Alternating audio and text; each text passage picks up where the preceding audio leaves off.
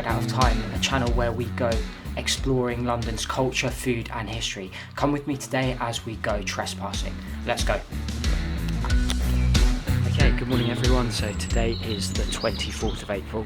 Extinction Rebellion have teamed up with the Right to Roam organisation, which is a big campaigning for better land access to the UK's open spaces, countryside. This day of action is encouraging people around the UK to go and trespass and walk onto these bits of private property. It's not about going into people's back gardens or anything like that. It's more about going into these giant estates of acres and acres of woodland. I'm going to take part in a bit of this action.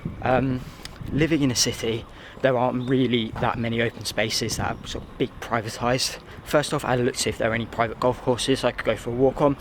Couldn't find any really within running distance.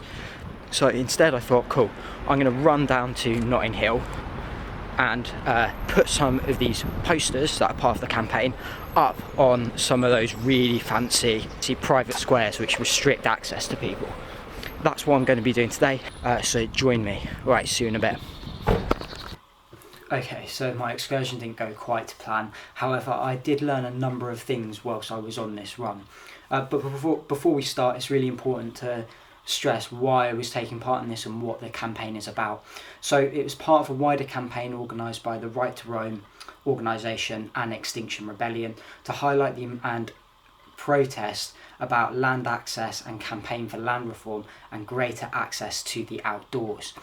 This is because 92% of the English countryside is in private property and it's unable for people to walk on, whilst 97% of rivers in this country you and I do not have access to, and this is a major issue. I was inspired to sort of look into all of this stuff after reading this amazing book by Nick Hayes.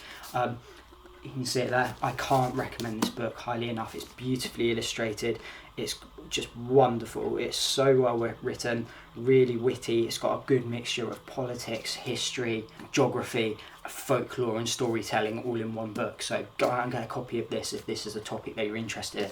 Anyway, back to what I learned today. The campaign was taking place today on the 24th of April because it marks the 89th anniversary of the Kinder Trespass, when youth organisations marched up onto the Peak District, which was then private grouse moors, to campaign for greater access for the working class to have to the environments they escaped from, the dusty, polluted cities. They were met by the gamekeepers who attacked them, and this led to obviously a scuffle and a fight breaking out. However, as you'd expect, the court sided with those who own the land, and 5 of the protesters were arrested.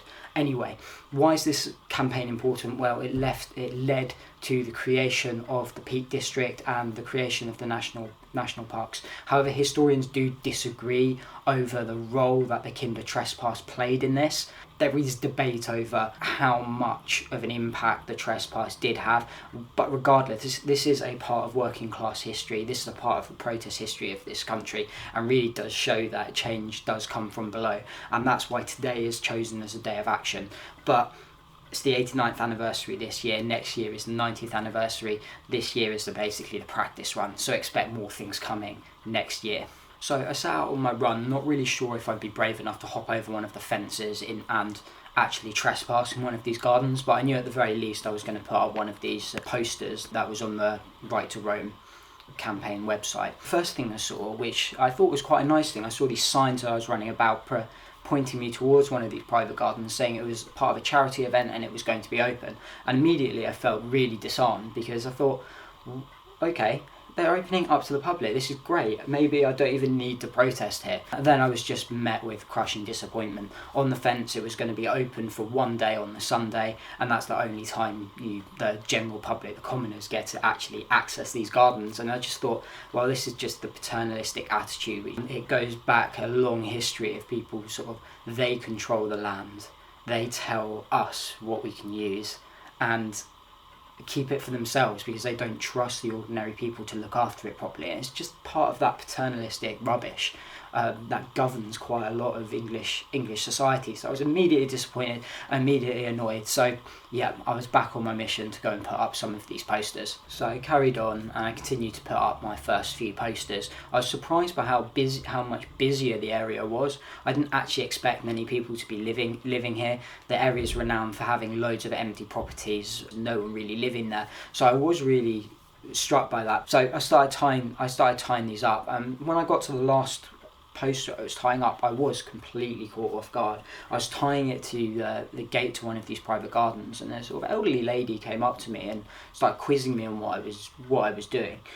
She was someone who was going in to use this garden. But anyway, we had this really pleasant conversation. She told me that she'd lived there in the area for a while, and she understood what the campaign was about and thought it was a great idea. So I had this really nice human connection, and it really goes to show that you can't really, despite my own prejudice before going into this, that I really have no problem with the people who are using these gardens. She was just another ordinary lady, and she was aware of her privilege. She was aware that she had a balcony and she had a garden, and she was in a really privileged position.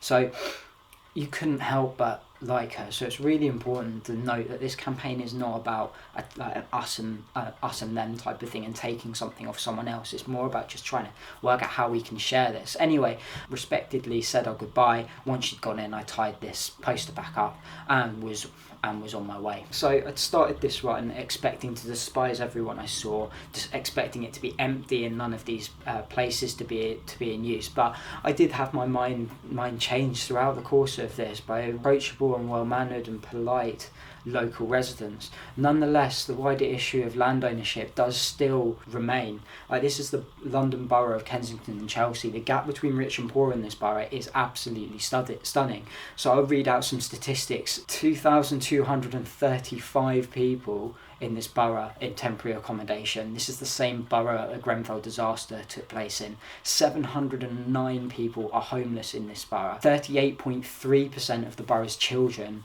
live in poverty. And it is also the London borough with the second least amount of public accessible space. It is only beaten by the City of London. So as residential areas go, this is the worst London borough for access to public space, which makes what I did today even more important. So although I didn't manage to get into one of those gardens to trespass, I put some posters up, maybe someone saw them. I had a meaningful conversation with this old lady, and maybe she'll go and think about this issue a little bit more. It certainly changed my opinion, but what does remain is things do need to change. Anyway, if you have enjoyed this video, make sure you do check out the Right to Roam website for more on this campaign. Sign the petition, lobby your local MP. At the very least, go and pick up this book. I really cannot recommend it enough. I listened to it on Audible and then went out and bought the book after. It really is absolutely amazing.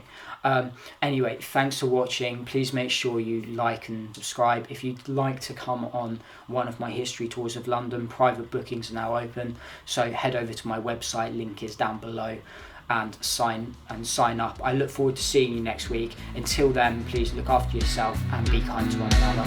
See ya.